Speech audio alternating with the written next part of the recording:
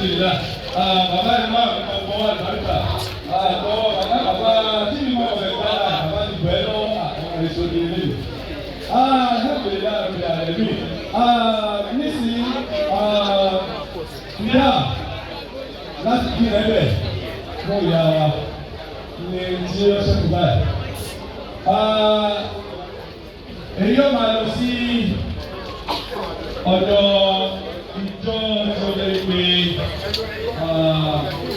ọlọ́pàá ọwọ́ ọgbọ̀n olóògbé tó pàdé sílẹ̀. That is mindful. Sọ́dọ̀ délé gbogbo ọ̀kan tí a bá ń gbé tó ní ọ̀dà lẹ́tọ̀ọ́ sí conscious about it.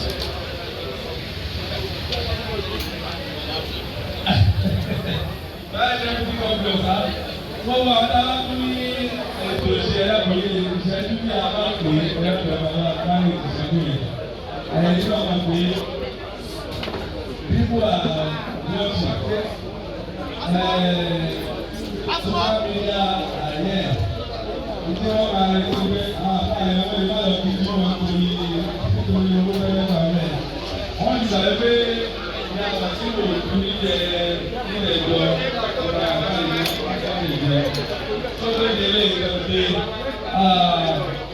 ṣe ìsà àgbáyé ìjọba ẹ bá ṣe ìdáhùn.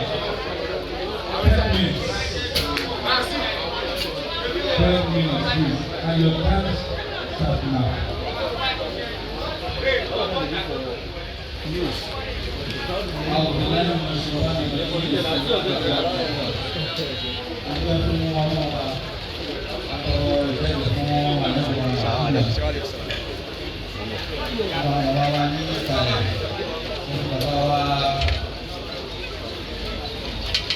Wọ́n mú gbogbo ìyẹ̀fun náà lápapọ̀ gbogbo tí gbogbo àwọn bàbá rẹ̀ wọ́n lè kalẹ̀ pé ọlọ́run jẹ́ kí adé gbogbo yín pẹ́ o.